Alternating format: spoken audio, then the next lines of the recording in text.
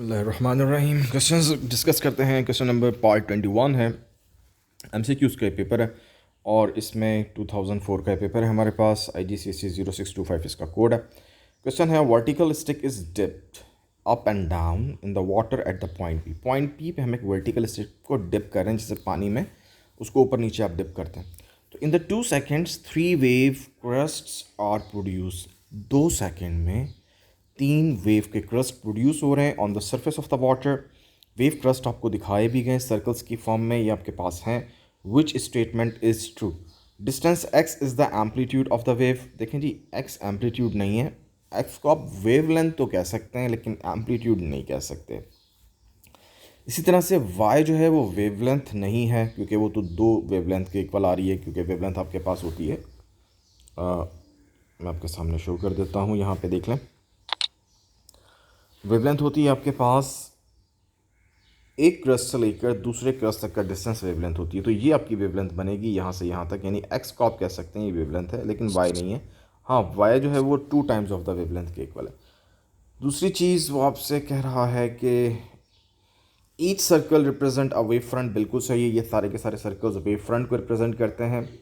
ठीक है ना, ये वो लाइन है जिस पे सारा का सारा पूरा कंप्लीट क्रस्ट को शो कर रही है ये लाइन। यानी कि अगर यहाँ पर हम इसको रिप्रेजेंट करते हैं लाइक दिस, के ये पूरी लाइन जो है दिस वन, ये पूरा सर्कल जो आपके सामने है, ये वाला सर्कल भी, बड़ा सर्कल भी, ये वाला सर्कल भी, ये सारे के सारे क्रस्ट को शो कर रहे हैं।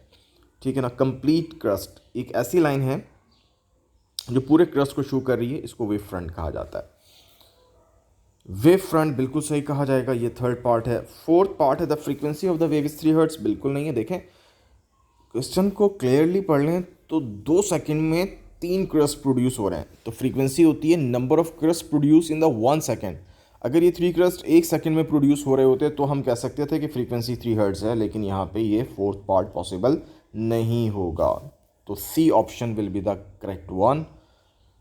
Number 22, a plane mirror is on a wall, which is a correct description of the image formed by the mirror, the right way up and smaller than the object। अच्छा जी, 4 options में से upside down तो होती नहीं है कभी भी। Plane mirror में कभी आपको अपनी तस्वीर बिल्कुल उल्टी नज़र नहीं आ रही। हाँ, राइट आपका लेफ्ट पे हो जाता है, लेफ्ट आपका राइट पे आपको नज़र आता है। तो सी और डी ऑप्शन तो आपका पॉसिबल ही नहीं हो सकता। ठीक हो गया। तो ए और बी में से क्या होगा आपके पास? ए ऑप्शन बिल्कुल नहीं हो सकता है, स्मॉलर देन ऑब्जेक्ट तो होती नहीं है। The right way up and the same size as the object, this is the right option. तो 22 आपके पास बिल्कुल सही ऑप्शन है। सेम साइज होता है और आपका लेटरल इन्वर्जन होता है, यानी लेफ्ट आपको राइट और राइट आपको लेफ्ट नज़र आ रहा होता है। तो B option is the correct one in 22।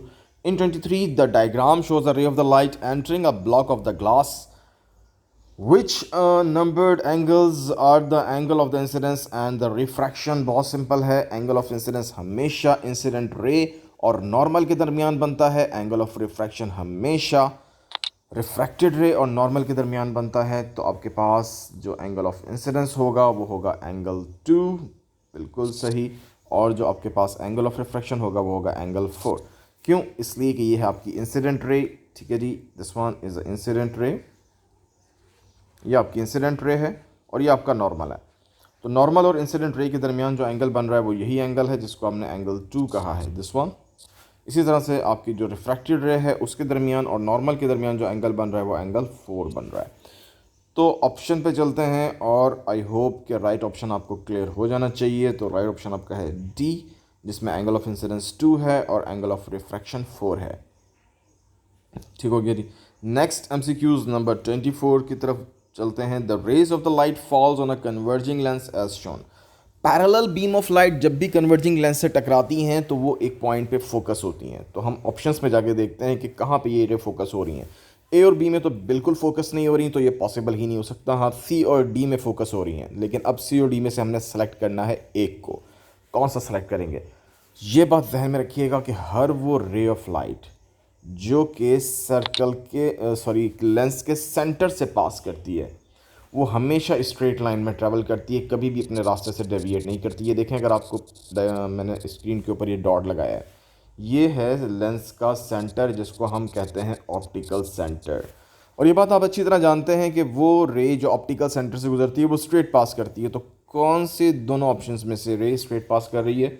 सी में से बिल्कुल रे स्ट्रेट पास कर गई है, लेकिन डी में से वो स्ट्रेट पास नहीं कर रही, बैंड हो गई है। तो आपके पास जो राइट ऑप्शन है वो है सी। बिल्कुल सही है, सी आपके पास बिल्कुल राइट ऑप्शन है, जिसमें रेस एक पॉइंट पे मीट भी कर रही हैं और जो आपकी सेंटर की रे है वो ऑप्टिकल सेंटर से गुजर रही है, बिल्कुल स्ट्रेट गुजर रही है। तो ये फोकल आपके पास ये का प्रिंसिपल यहाँ पे इसको हम कह सकते हैं ये फोकस हो रही हैं। आई होप ये सब आपको क्लियर हो गए होंगे और इसमें कोई कन्फ्यूजन नहीं होगा। ठीक है जी।